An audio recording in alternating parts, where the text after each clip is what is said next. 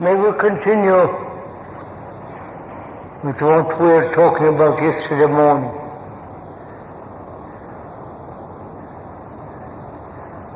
We were asking, what is a religious mind?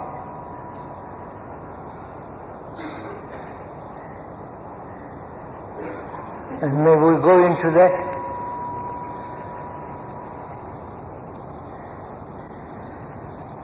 What does the word religious mean? The word.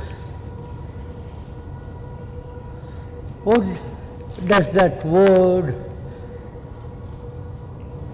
mean to you, or how do you react to that word?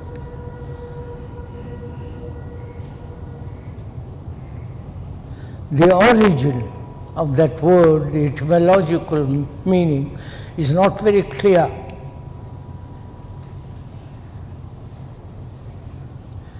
And in inquiring into the religious mind, if we are at all serious, and I hope we are,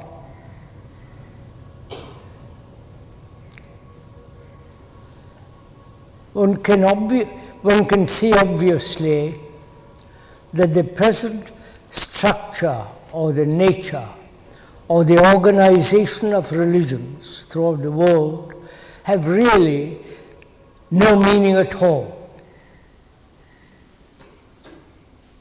There are a lot of jumble of words, either in Sanskrit or in Latin, if you happen to be in Greece, Greek, and so on. They have really no meaning.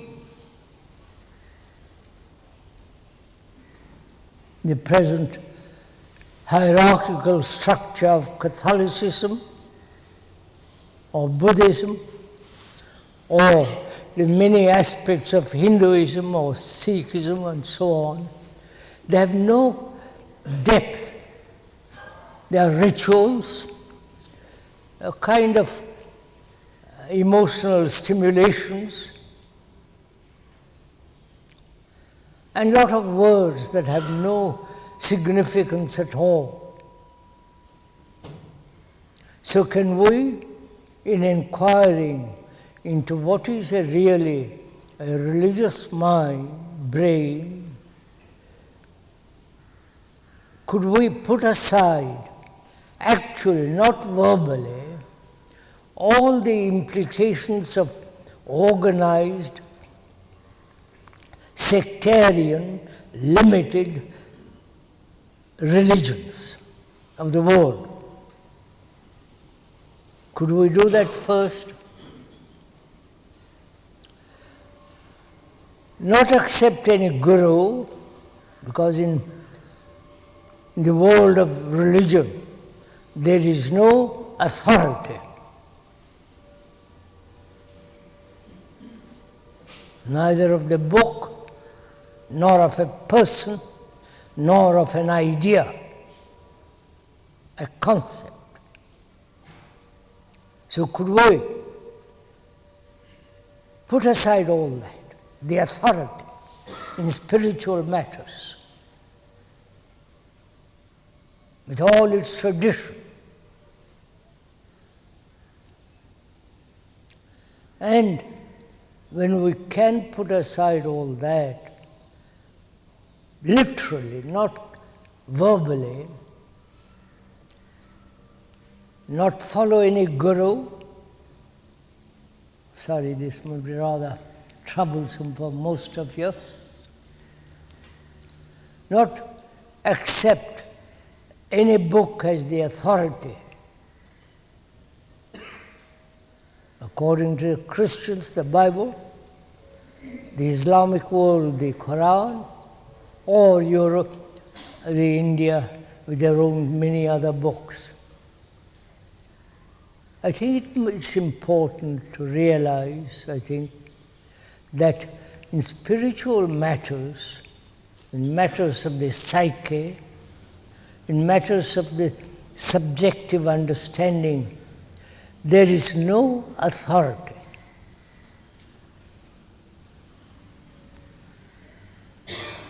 Would you agree to that? Do we see the truth of it? You have to have the authority of a surgeon, of an expert in computer, or the authority of a policeman, limited though they be. There, we have to have the authority of one who knows technological subjects. But in the matter of psyche, in the matter of so-called spiritual world, there is no authority. The authority is only that which is true. And we are going to find out for ourselves in inquiring into what is a religious mind. We must discover for ourselves what is truth, and we are going to inquire into that.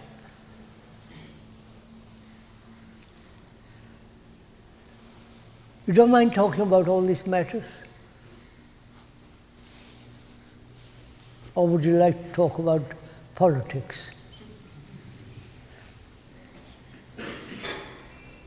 Or yoga? Or some particular idol you worship? But if we are serious and go into this question, which we must, because religion has been the origin, the beginning of a new civilization, new culture. And all the present day cultures are falling apart, being destroyed. We must inquire. It seems so urgently important that to understand, to discover, and to live it, the truth of religion.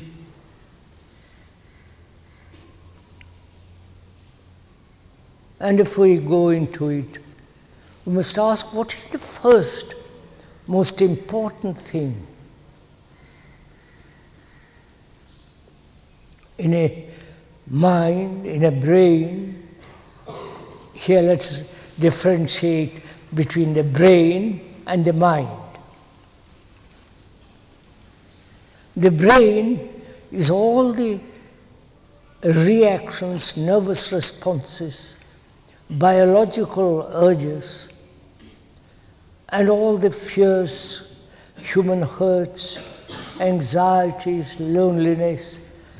All the activity of thought is centered in that which is called the brain, which is within the skull. That is the brain. And the mind surely is not all that. The mind is something unrelated to the brain. That's what we are saying, what the speaker is saying. We have discussed this matter with many scientists and biologists and so on, but they are rather hesitant about it, naturally. To them, it must be a proof, either in the under microscope or destroying some animals and so on, so on, so on. To the speaker, the mind is entirely different. Please don't, as we said, don't accept anything the speaker says. Question it, doubt it, but inquire. Go into it. Otherwise it becomes meaningless. As we were saying, the first demand or the necessity to have a religious mind is beauty.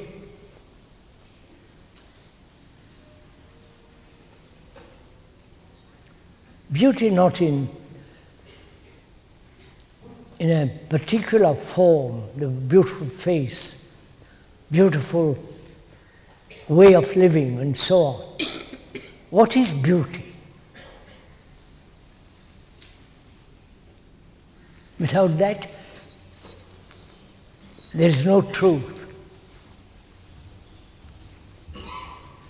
There is no love. Without beauty, there is no sense of morality. Beauty in itself is virtue. Now we're going to inquire together, what is beauty? The speaker may put it into words, but you have to take the responsibility of inquiring for yourself, what is beauty?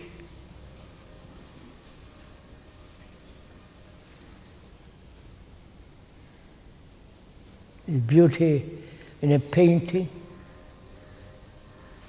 in a marvelous old sculptures of the Egyptians, the Greeks, and Maheshamurti of Bombay and so on?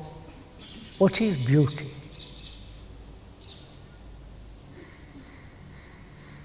What does it mean to you? The dress, the beautiful patterns of a sari,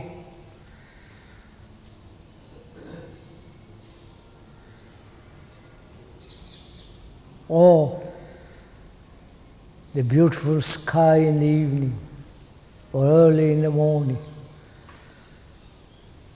the beauty of the mountains, the fields and the valleys and the meadows and the streams,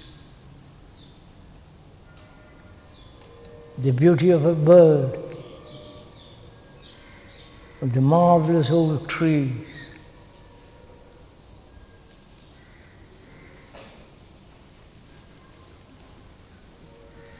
So, does beauty depend on a particular culture or a particular tradition?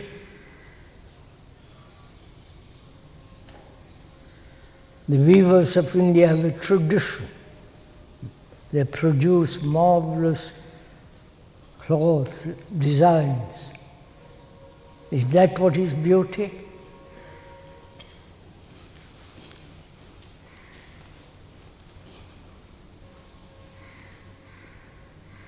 Or beauty is something totally different?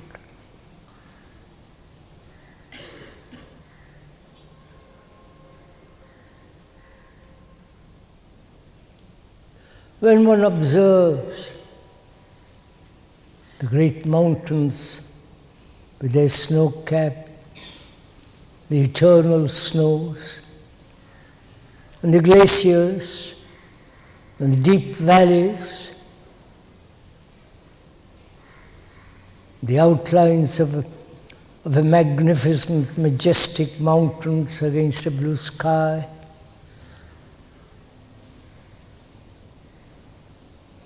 and when you perceive that for the first time, or 100th time, what actually takes place? Are we going together, or am I talking to myself? I don't mind talking to myself. But if you are listening to each other, we must naturally ask this fundamental question.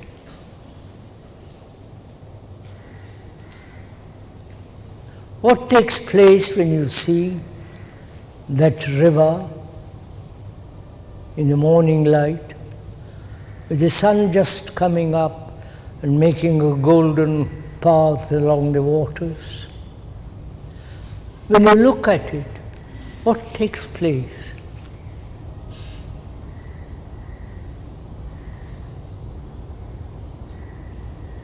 Or are you repeating some mantra or some words or for the moment, you're completely silent. The beauty of that light on that water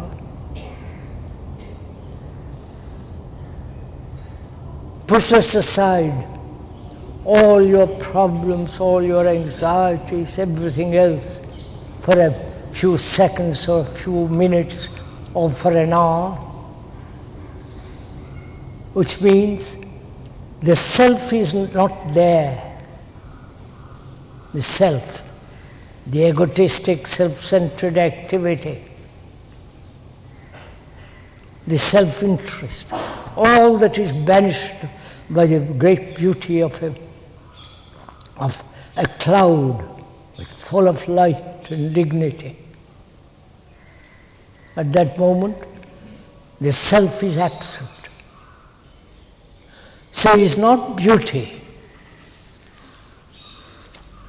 Does not beauty exist when the self is not?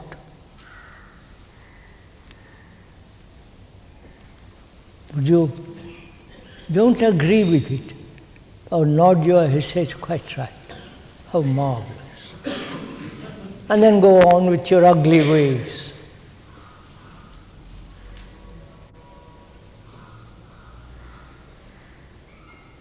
Go on with our selfishness, self-concern, and then talk logistically or theoretically about beauty. Beauty is something that must be perceived and not held to get in the mind as a remembrance. So beauty is something far deeper, much more profound and extensive than a mere picture, a design, a beautiful face, or graceful manners. There is beauty only when the self is not. And that is the first thing that is required in understanding what is a religious mind.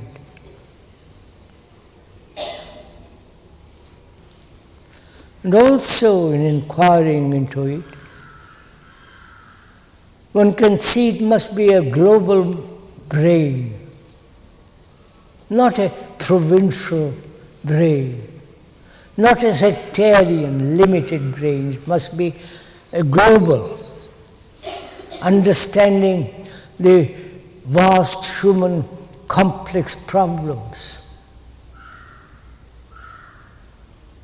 That is a holistic mind, a brain that comprehends the whole of existence. Not your particular existence, your particular problems, because everywhere you go, whether in America, Europe, or in India or Asia, we human beings suffer. We human beings have so many destructive and creative problems. We are lonely people. We are anxious, fearful, seeking comfort, unhappy, sad, depressed, elated. The whole human existence is this, with their occasional joy, their pleasure, sexual and so on. So, to live with this feeling of wholeness. You understand all this, or might of being mesmerized by the speaker? Are you sure? that you are not being overwhelmed by words.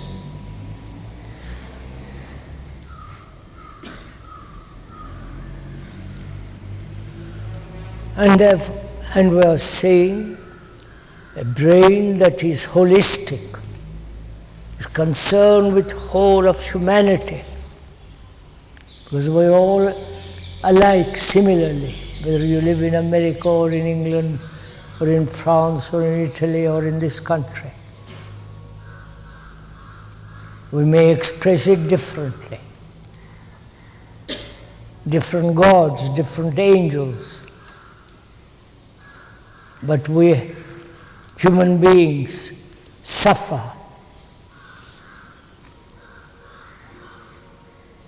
Whether you suffer, or an American suffer, or the European, or the Russian, or Chinese, we all suffer. It's common to all of us.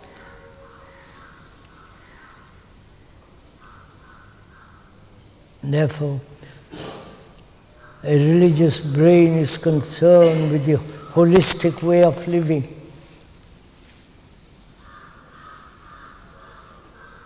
And also, we must find out for ourselves what is the relationship between nature and each of us. That's part of religion. You may not agree, but consider it. Go into it. Have you any relationship with nature, with the birds, with the water of that river? Not that the river is holy. All rivers are holy. Getting more and more polluted. You may call it Ganga or the Thames or the Nile or the Rhine or the Mississippi or the Volga, but they are still rivers. What's your relationship with all that? With the trees, with the birds, with all the living things which we call nature? Aren't we part of all that? So aren't we the environment? I wonder, am I talking nonsense and you're listening casually? Does it mean anything to you, all this? Or I'm a stranger from Mars talking about something with which you are not really related at all?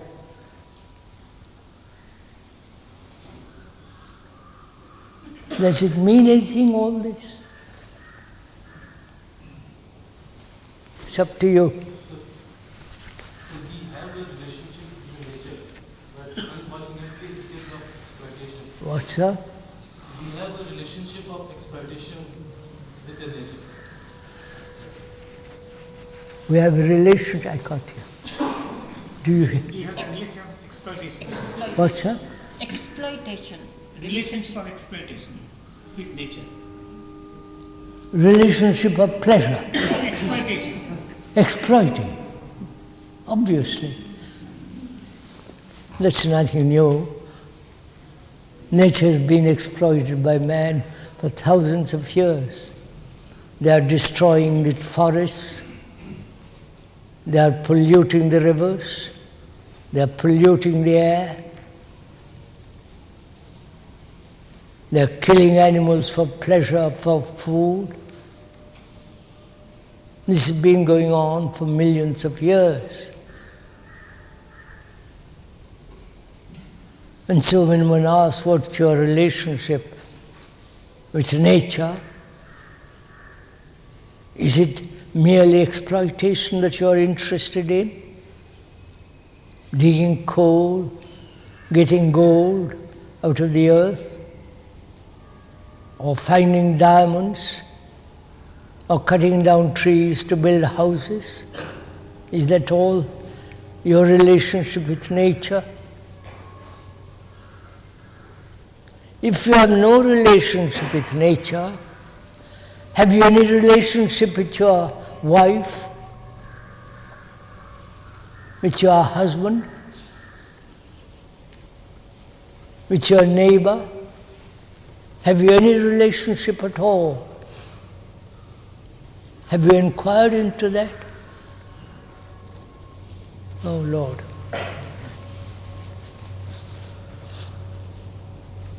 In that part of religion to find out what is true relationship.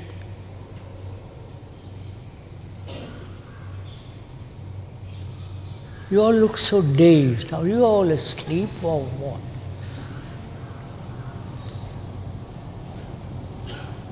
I don't know why you sit here.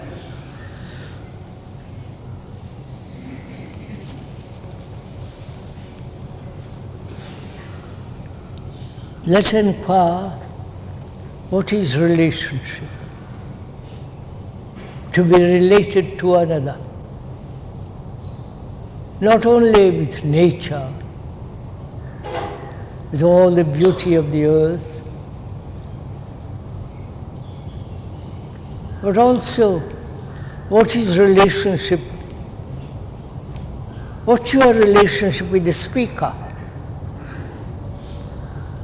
What's your relationship with your neighbor, with your wife, with your daughter, with your husband? Have you any relationship? Have you ever asked this question? When you say, yes, she's my husband, she's my wife or my husband, or my girlfriend. What does it mean to be related? How can there be a relationship with another, however intimate or not, when each one of us is pursuing his own way? Right? The husband goes to the office. God, aren't you all familiar with all this?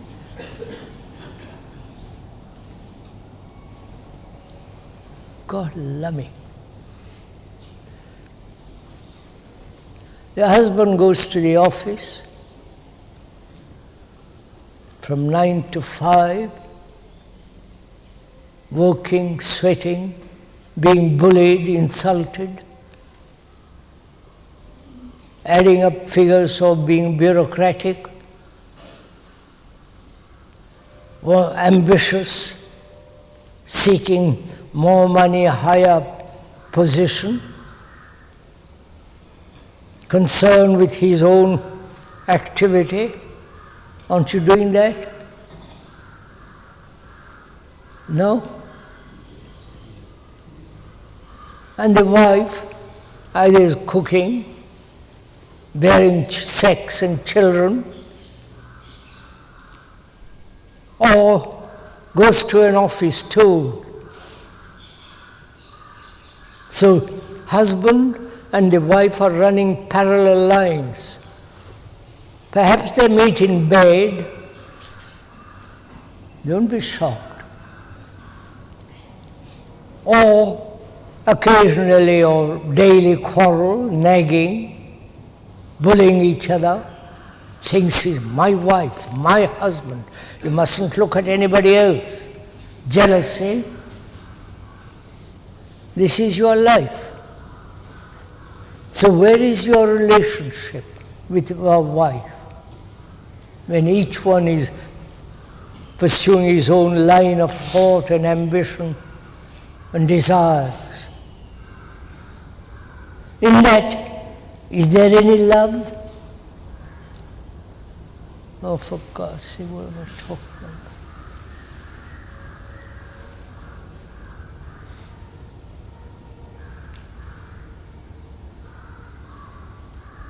Is there love in life, in your life?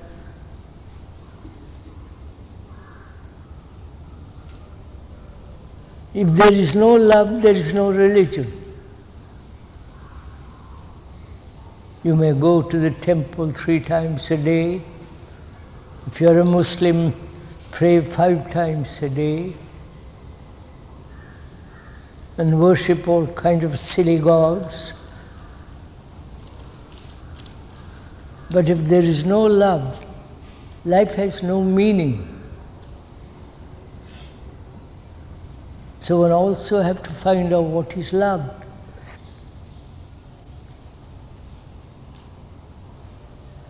Is love desire? Is love pleasure? Is love sorrow and pain and anxiety, jealousy, hatred? Or is love something totally divorced from all this?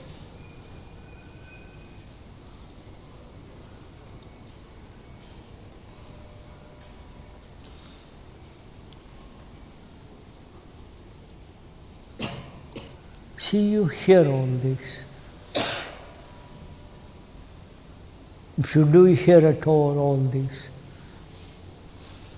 And you know this is a fact, not an imagination, not something that thought has invented. And you will go back to your old life, to your old ways. You say it's too difficult. We cannot live in the modern world with all this, right? And so you carry on. Then what's the point of listening to all this?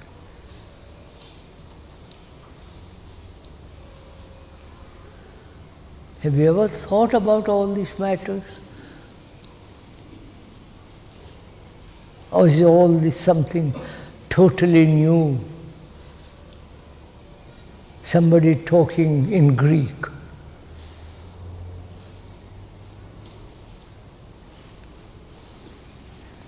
So let's proceed. At least some of you will give attention to what is being said.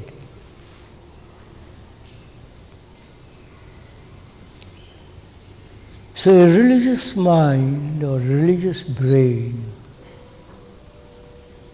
is that which has great sense of beauty.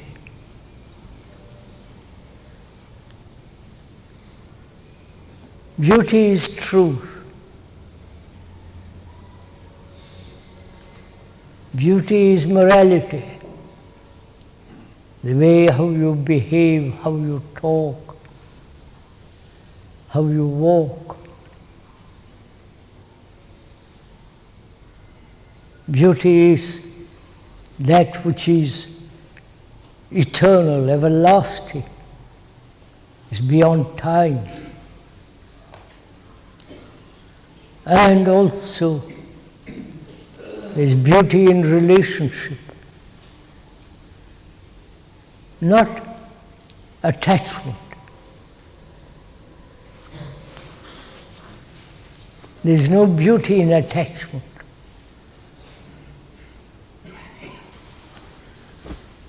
Do you understand? Probably you will repeat this, saying beauty has no attachment. Love has no attachment. You will repeat it. And it becomes a slogan. And you think by repeating you will reach heaven. It's quite funny, isn't it, all this? So, religious brain has this quality of beauty. And also it implies a relationship that is real, not selfish, not limited. I may love my wife, but that doesn't mean I only love my wife. I doubt if you love your wife. You're also. I won't.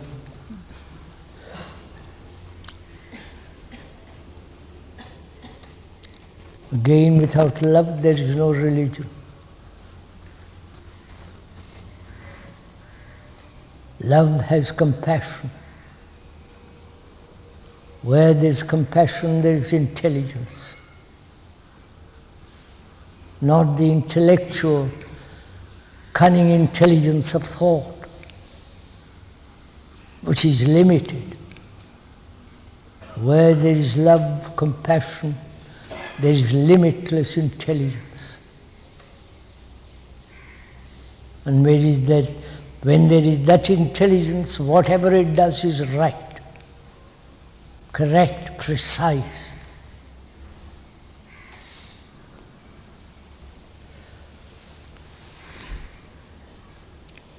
And also, as we said, most human beings are frightened.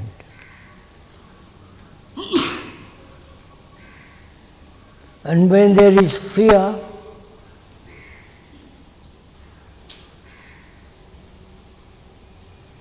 there is no beauty. So, can human beings free of fear? We went into it briefly yesterday morning.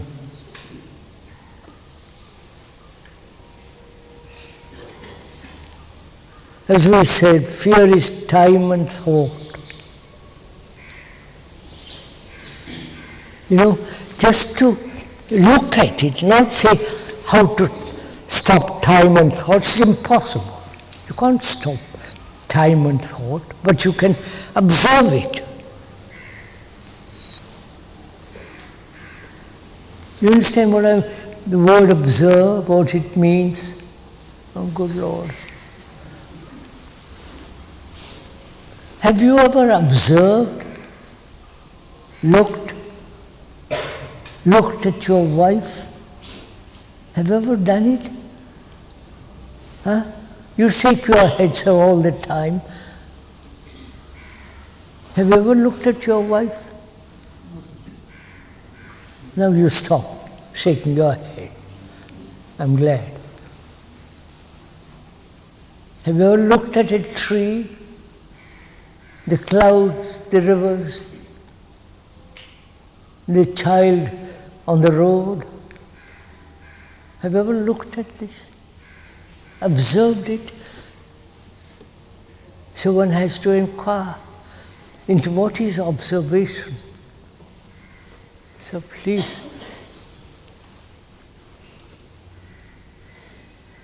to observe without prejudice, without opinion, without any judgment, without any value, just to observe.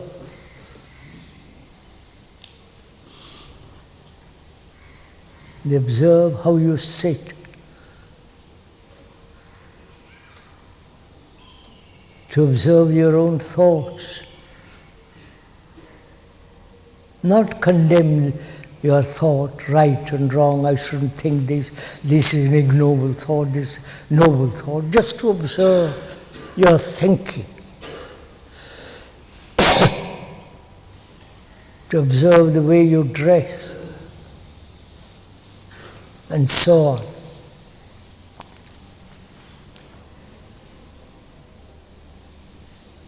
When you so observe your fear, not condemn it, not run away from it, or transmute it to something else, but just to observe it.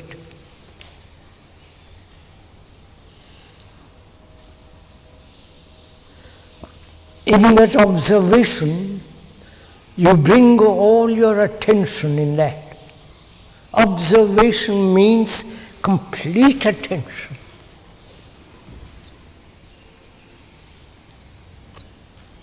Can you so observe?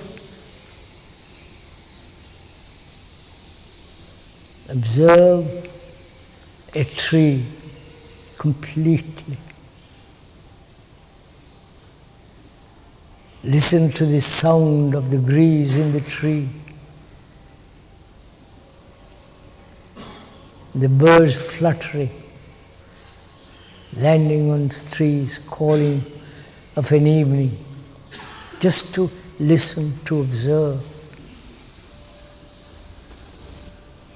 When you do that, the implication in that observation is that you bring all your attention to it. It's like focusing strong light on something. Then that very light, that very flame destroys that which is turned on. You understand what I'm saying? Oh. Will you do it, or you just shake your head and carry on? If you give your whole attention to fear, then you will find fear goes completely. But if you try to escape from it, try to run away, try to avoid it, and say how terrible to be afraid, then it is that activity is lacking attention. But when you give your complete attention, it's like turning on great light.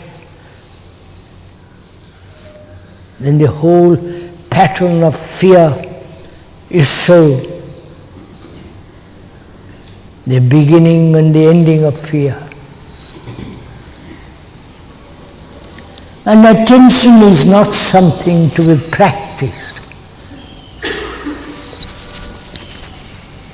Have you noticed how we are becoming mechanical? Does this interest you? Have you noticed in yourself how your brains are becoming mechanical? You repeat, don't you?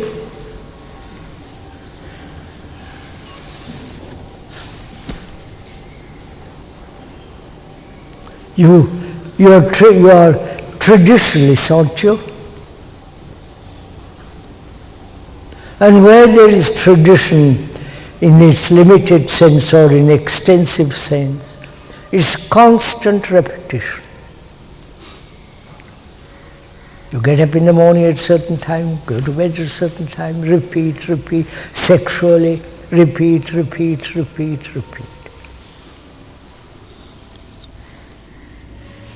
Are you acquainted with computers, some of you?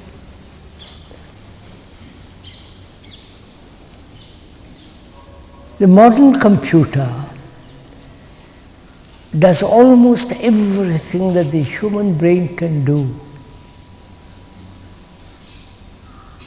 It's a machine put together by thought.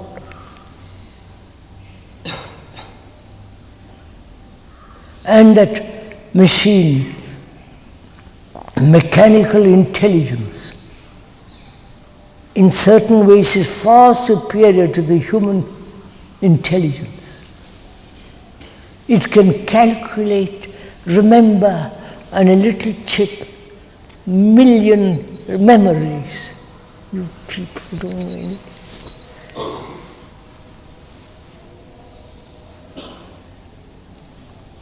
And the computers, which robots are building cars.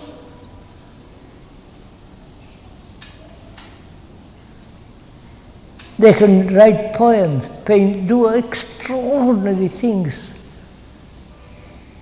I won't go into all that, because that's a different matter. So our brains are becoming mechanical.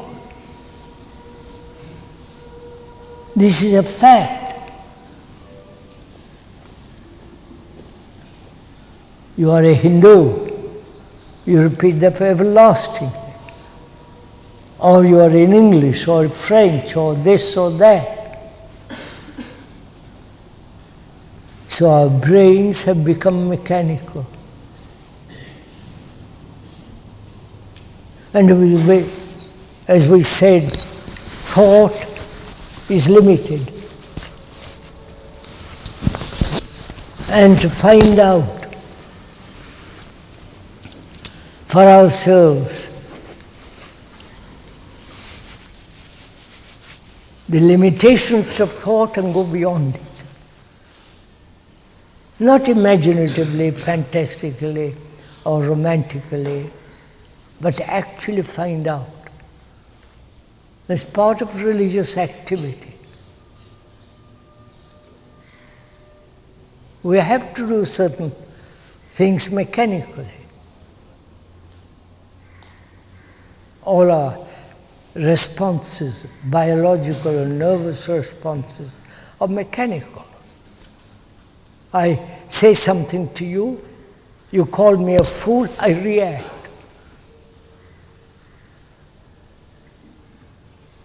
Or you put a pin into me and I react. That's mechanical, that's natural.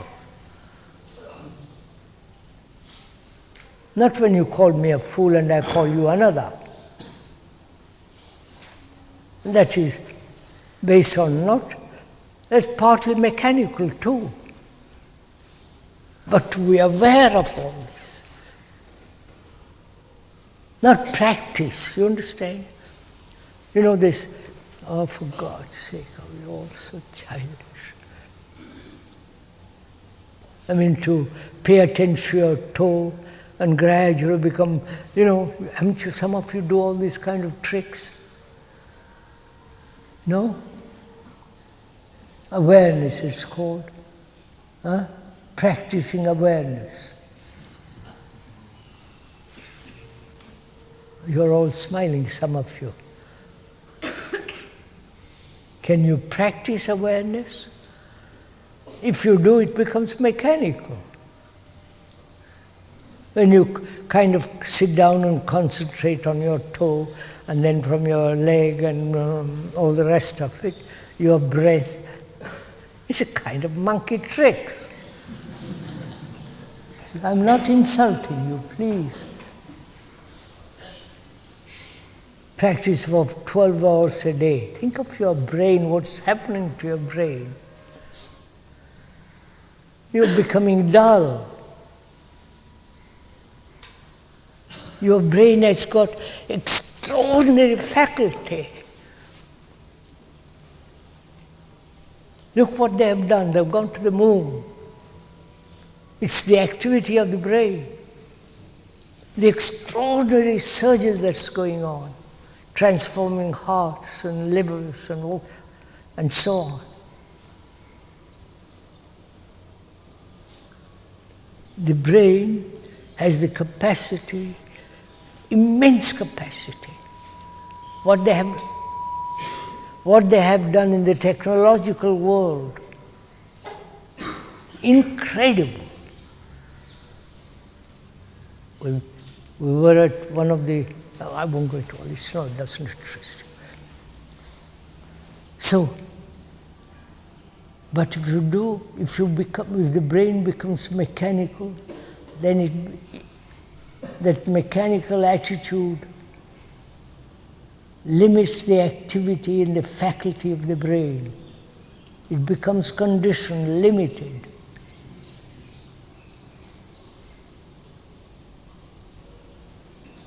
And where there is limitation, there must be conflict. Don't you know all this?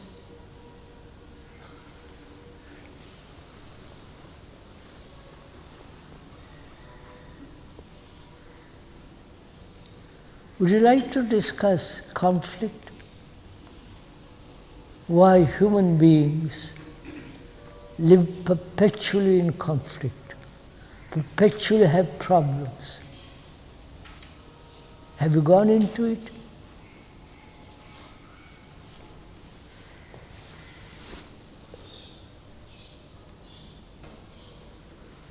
Shall I also sit like you apathetically? And just listen casually?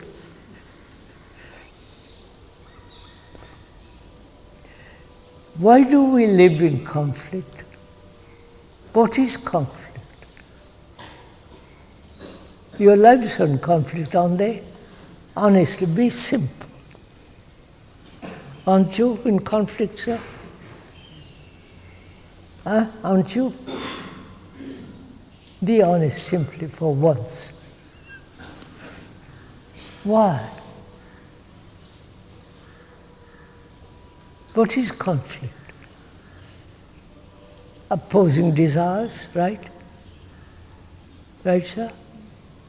Opposing demands, opposing opinions. I think this and you think that. Right?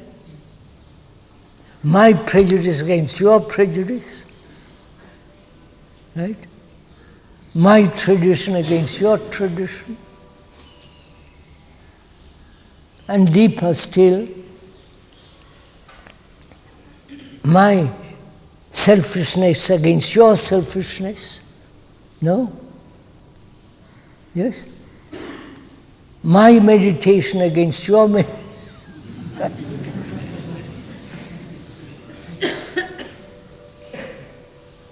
My guru is better than your guru. God. So there is this contradictory process going on in us, which is the dualistic attitude towards life, right? The good and the bad, right? Have you ever inquired whether there is a relationship between the good and the bad? Is all this something new? I'm asking you, gentlemen and ladies, is there a relationship between the good and the bad? That's the duality, you understand? Hate and not hate. Let's take one thing. Violence and non-violence, right? Is there a relationship with violence and a brain that has no violence? You understand? Is there a relationship between the two? If there is relationship between violence and that which is not violent,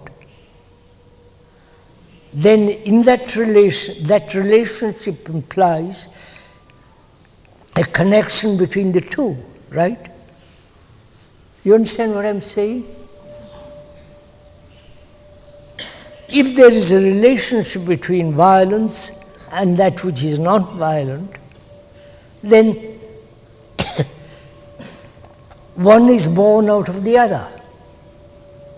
Right? I wonder if you see this. Do give your mind to this for a while, will you?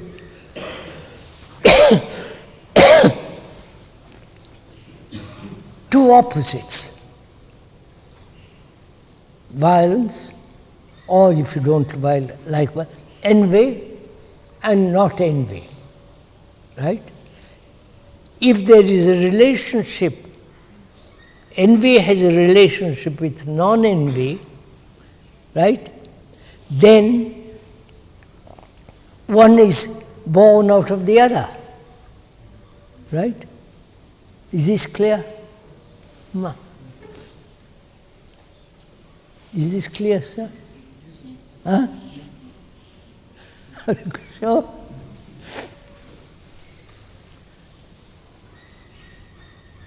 Look, sir, if love is related to hate or to jealousy, that's better. Let's take a very ordinary daily fact. If love is related to hate, then it is not love, is it?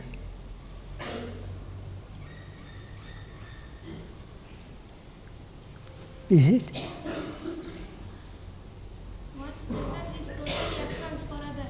Beg your pardon? One's presence is totally absence for other. What? It's the absence of the other. What? She says in love there is the absence of hate. That's just an idea. For God's sake, don't say things that you don't know what you're saying. God. Look, sir.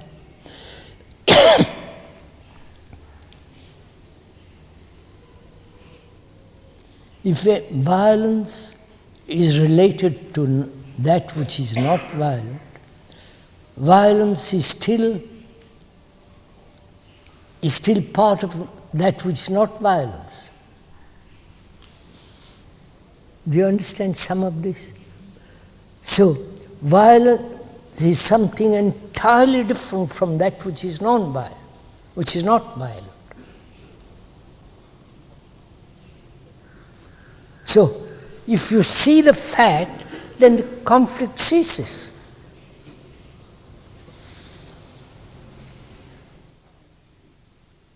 Look, if I see that I'm blind, then I accept it. I can't keep on struggling, I must have more light, I must see. I'm blind. But if I don't accept it and say, I must see, I must see, I must see, then there's conflict. You understand this? Very simple fact. I accept I am blind. And then that acceptance that I am blind, the fact that I am blind, then I have to cultivate different senses, right? I can feel how closely I come to a wall. Except seeing the fact that I'm blind has its own responsibility. But if I constantly say to myself, I must see, I must see, I must see, I'm in conflict. This is what you are doing. If I accept that I am dull,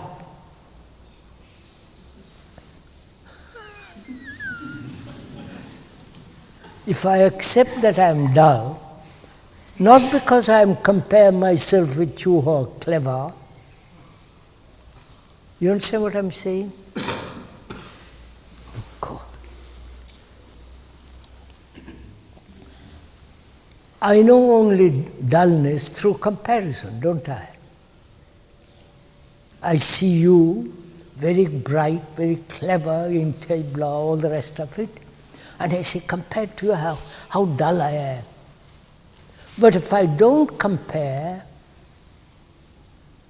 I am what I am, right? I can then begin from there. But if I am all the time comparing with you, who are bright, intelligent, nice-looking, capable, and all the rest of it, I'm in perpetual conflict with you. But if I accept what I am this. And from there I can begin. Do you see this? So conflict exists only when we deny the actual fact of what is. Look, I am this. But if I'm trying all the time to become that, I'm in conflict. Right? But you are like that. Because you all have a psychological becoming. You all want to become holy, saints, or business, or meditate properly. Don't you?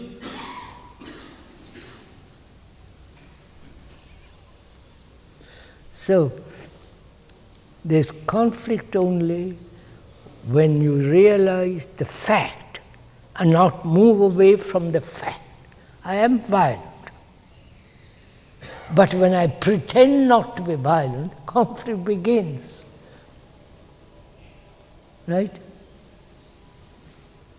So will you stop pretending and say, I'm violent, let's deal with violence. It's like when you have a toothache, you go to a dentist, do something about it. But when you pretend I have no toothache,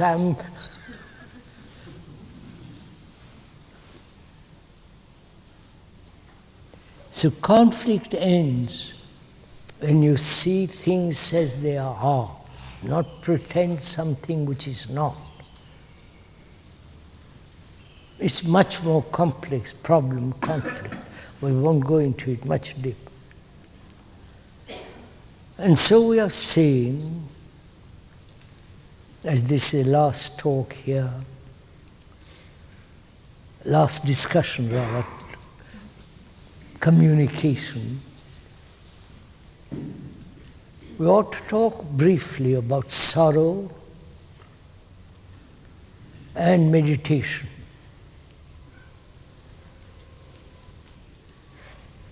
Man has lived with sorrow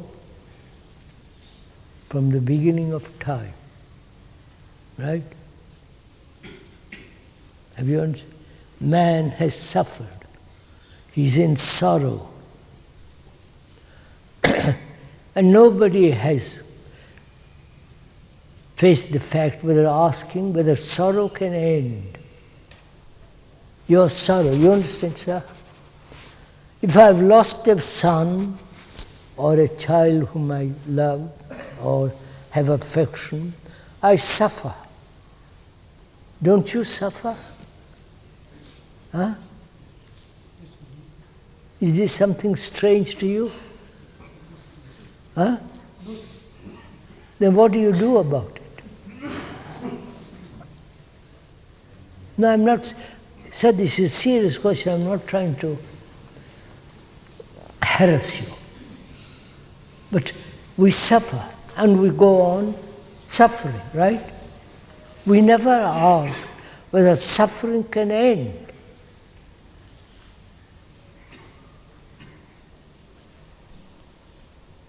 And so when you suffer all the time, your brain becomes dull. Your life becomes dark, ugly. When you suffer, you can't love. So, can you find out whether sorrow can end?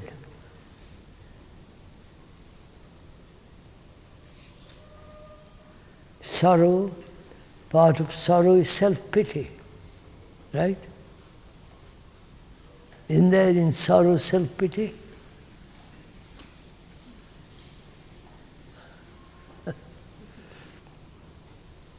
That means you are concerned about yourself. I've lost my son, in whom I have invested a lot of money.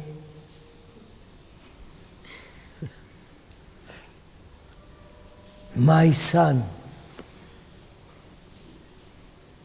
and he dies. I'm becoming old, nobody to look after me. I hope my son will grow up and look after me. Don't you know all this? And he goes, he dies, and I suffer. In suffering there is loneliness, attachment.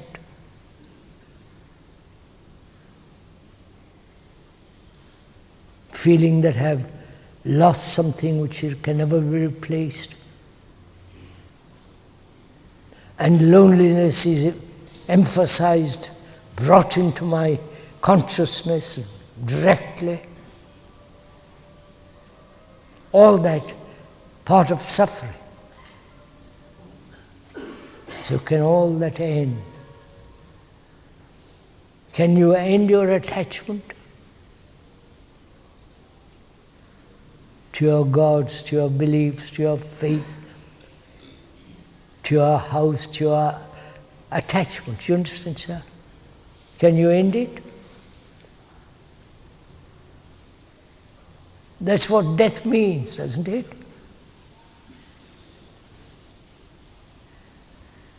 Death means the ending.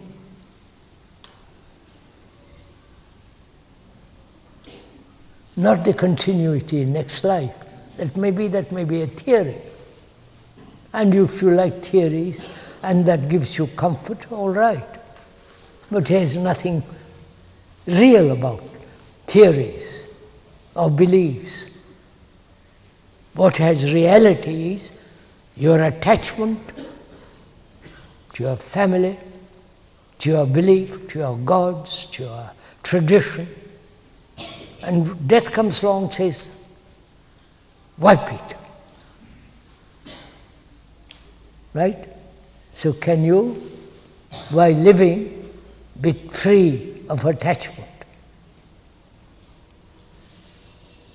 to your guru, to your belief, to your bank account? You must have, if you are lucky enough to, or unlucky enough to have a bank account.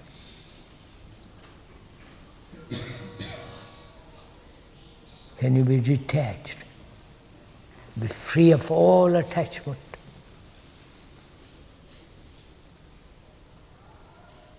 And live in this world? Be free of attachment. Can you? That means living with death all the time. Now you people don't even know this. Not 50 years later or frightened of death.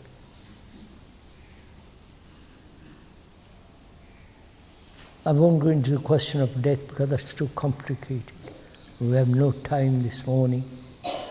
But death means not only biological, physical ending of the organism, but also to all the memories, the attachments, to your reputation, to your fulfillment, that all ends.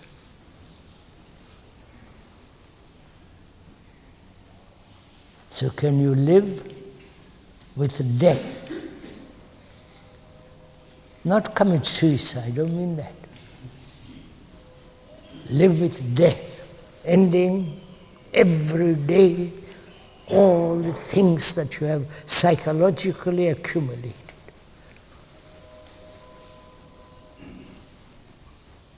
That requires tremendous care, attention to every thought, so that you are living all the time with that shadow, with that thing that we call death, which becomes, then you have immense vitality, not to do more mischief, not to get more money and more fame and all that rubbish, but a brain that becomes extraordinarily alive, free. And also we ought to talk for a few minutes about meditation.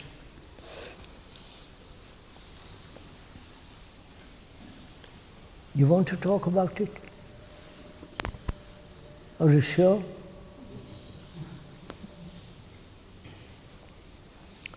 Because what I'm going to say about your meditation is nonsense.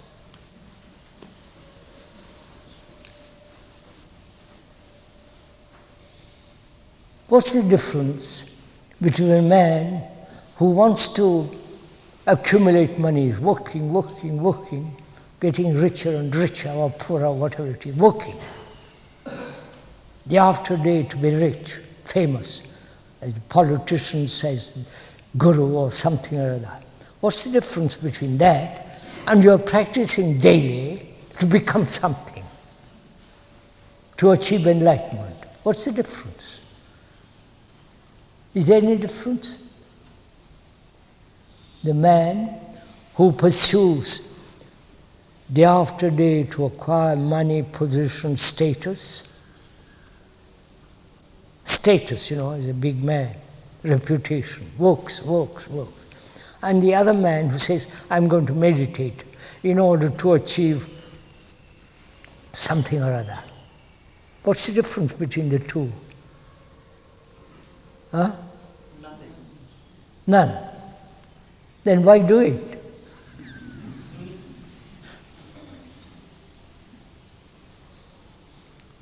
So don't agree with this. This is a very, very serious subject.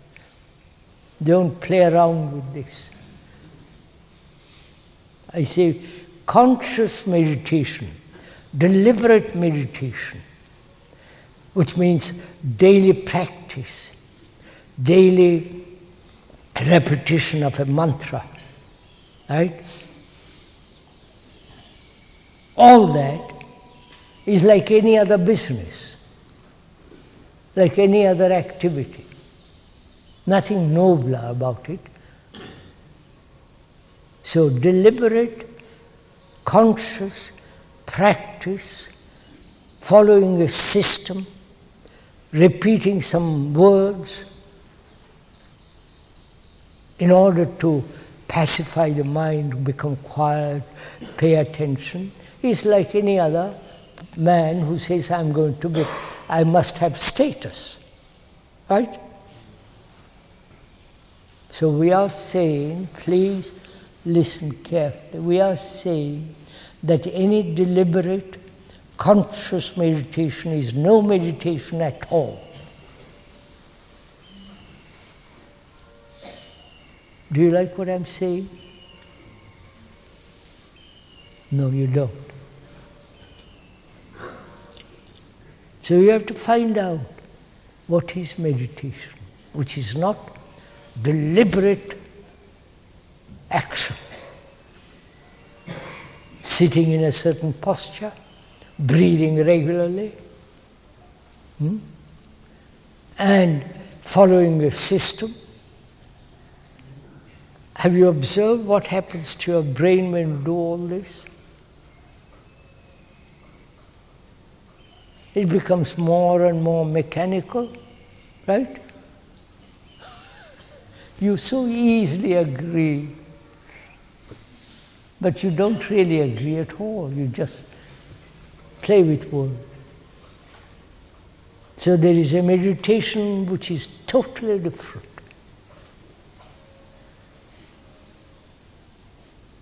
Which is not, if you put aside the deliberate activity of meditation, which is to say, I will do this. Meditation is not the activity of will or determination. Right, sir? So, is there a meditation which is not all this? We are saying there is. Totally different.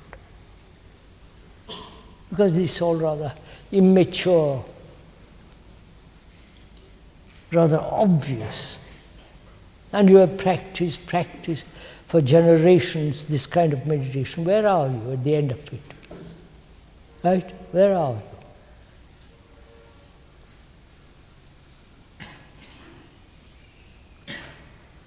On the contrary, your brains have become extraordinarily dull. So we are saying there is a meditation.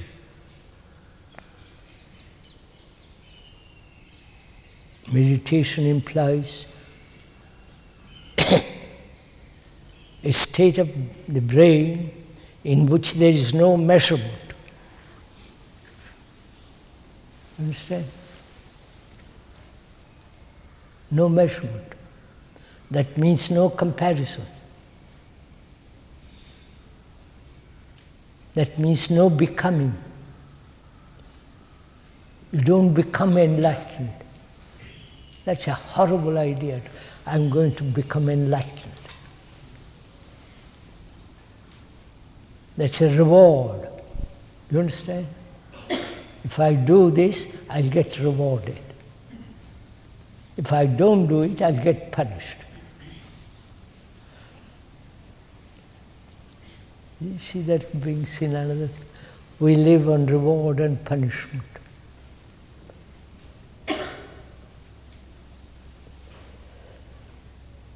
So, after all, to have great silence. And that silence is not brought about by deliberate, purposeful activity. Without having a silent brain, there is no meditation. Meditation is giving attention to everything daily, to everything that you do.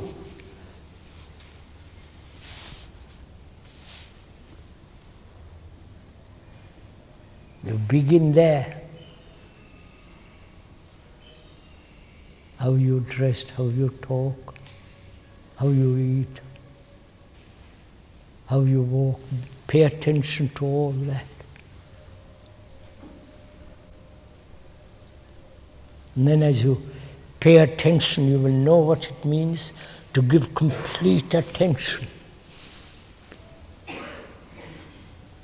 That is to observe, to watch, to listen.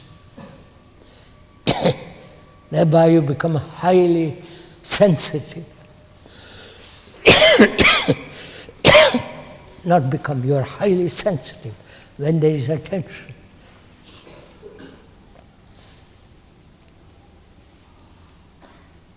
And that's why beauty is important.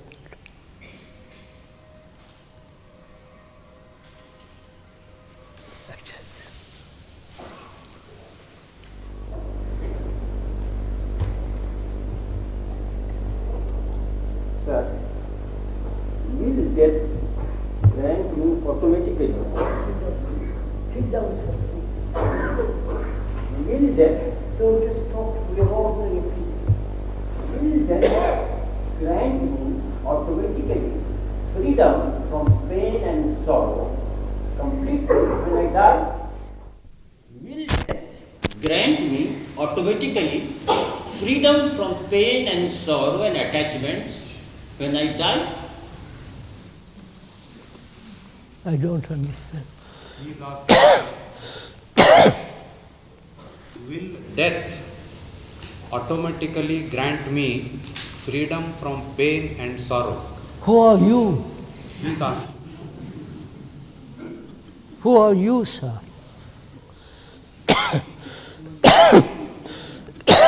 Are you different from sorrow? Huh? Are you different from your anger? Are you different from your greed? no, sir. So, if you end your greed now, that's part of death. Are you different from all this? No, sir. Then, Suppose I am unable to do that. what? Suppose I am unable to do that just now. Then, I die. no, that's a wrong question. You are saying if I don't do it now, Unable to do it. huh? I am unable to. Yes, that same thing. Are you unable? Be honest, sir. Are you unable? I am trying meditation. When you have toothache or pain, you go to the dentist, don't you? Yes, sir. You don't say, I'm trying to go to the dentist. No, sir, you're all playing with words.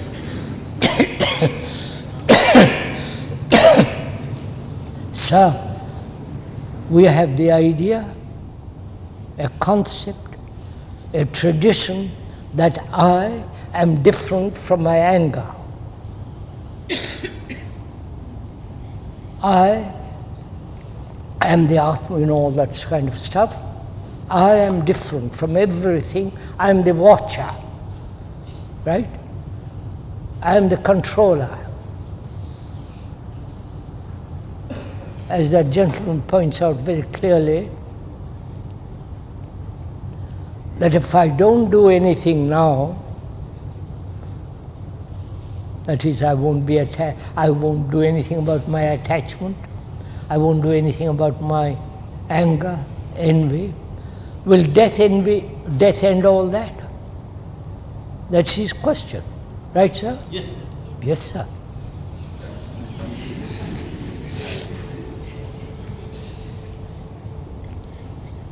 That means if I don't stop all that this now, I will be like this tomorrow, won't I? Yes. I will be like this till I die. Till I die, Yes. right? Yes. Then what happens after that? Huh? That I don't know, sir. Then why, as you don't know, why don't you do this first? You understand my question, sir? You don't know actually what happens after death. You may believe in reincarnation. You may believe in the future, right? You may believe. I'm not, sir, please, I'm an ordinary person. I believe it may be total annihilation. What? It may be total annihilation. Maybe. Yes. I don't know. You don't know. So why not begin now? Sir, if I don't know what I'm going to be in a year's time, I may die. Yes, sir. And if I'm going to die in 2 years' time, why not I die begin now? Which means don't be attached. Huh? Yes. Can you, will you? Not try, do it.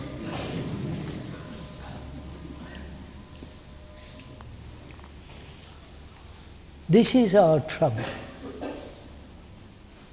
We always want to say, I'm going to try. You don't say that when you are hungry, when you are sexually demanding. You don't say, we'll think about it.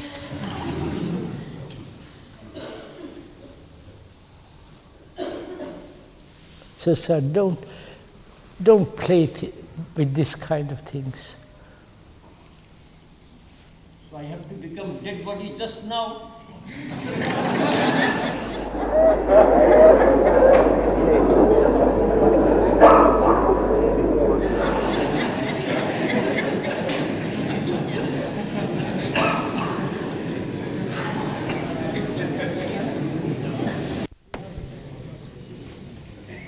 Do you realize what our life is? Yes, sir. What is your life, sir? Hunger, anxiety, fears. All that. Why not end it now? I can't end hunger. I never said those are biological demands, but psychologically, anger, envy, jealousy, hate, attachment, can't you end all that? Of course one can. And then do it. Talk to your wife or your husband, to your neighbor, gently, quietly, with affection, with care. Sir, you make me cry. You don't listen to all this.